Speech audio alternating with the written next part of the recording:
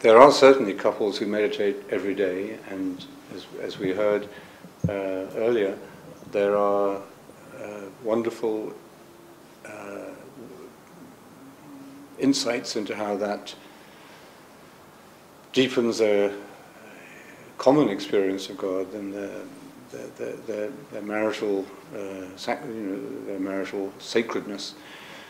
But there are also a lot of couples where only one meditates. The other one just doesn't see it, just doesn't feel called into that particular form of contemplative prayer. Do you think a marriage can benefit when only one partner is meditating? I think so, because I believe, if only either partner is committed to daily meditation, I think that cannot not rub off on the other partner. So I think that the other partner will sense that his spouse or her spouse has an experience of God which has made her life, filled her or his life with simplicity, with serenity, with a deeper dimension of the meaning of life. I think it will rub off on the other partner sooner or later. Because he may meet with resistance, and that is the whole, I think, human psychology, the resistance. And I think the more I think that either partner who is meditating tries to verbally convince the other, I think, the more resistance I think he or she will have to overcome.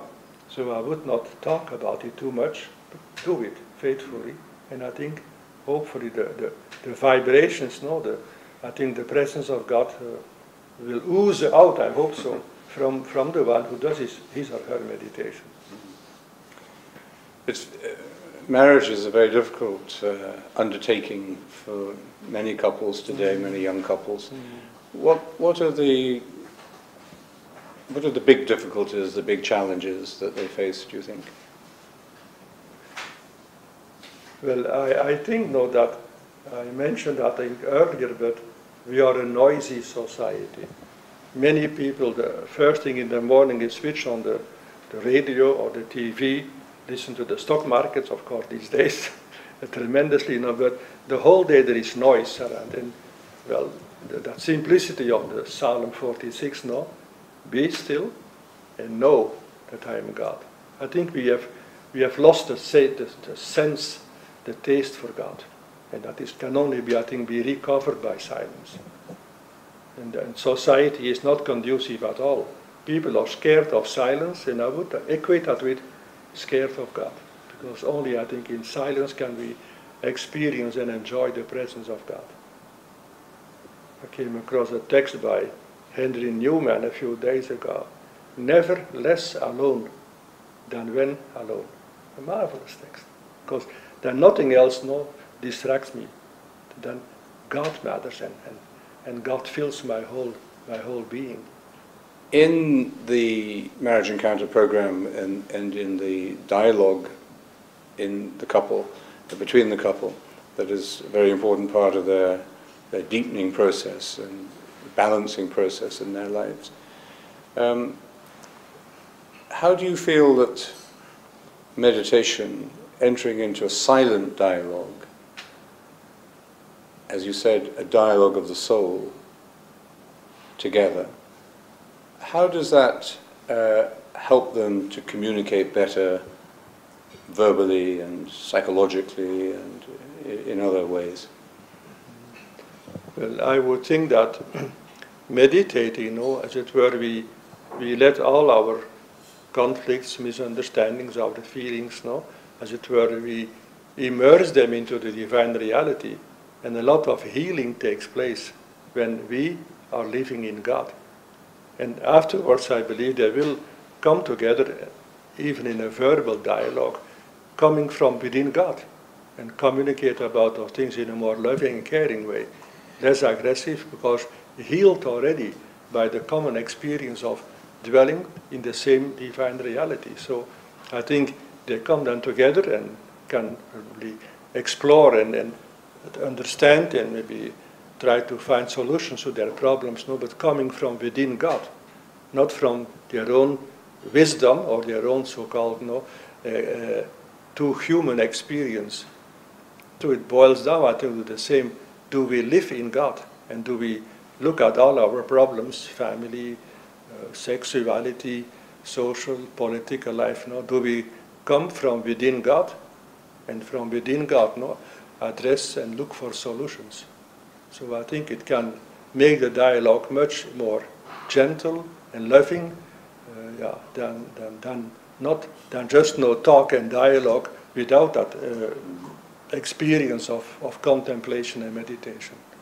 What you're describing is really a sort of conjugal mysticism. Mm-hmm. And in the church, mysticism, the contemplative path, has always been identified really with the celibate life or the solitary life. Mm. And the married life has been seen as a life of action and life of social and responsibility and parental responsibility.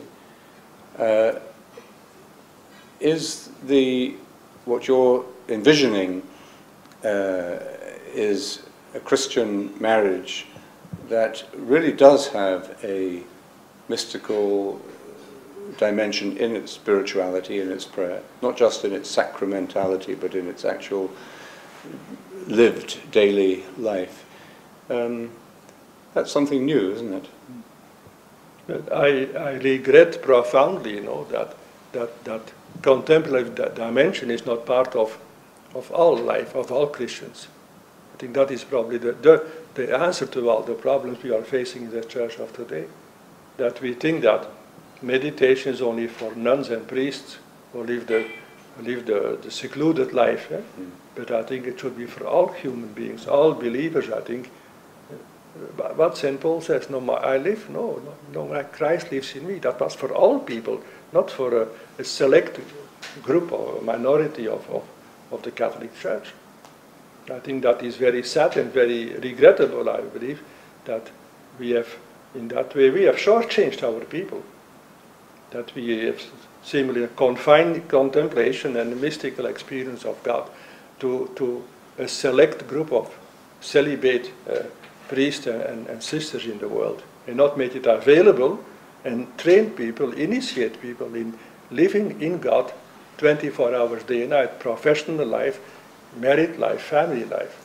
We lack, I would say, a Catholic family life culture, and that meditation of contemplation could be very much part of it, that as a family too, we heard that from our friends there, that they meditate as couple and that the children, at times they join.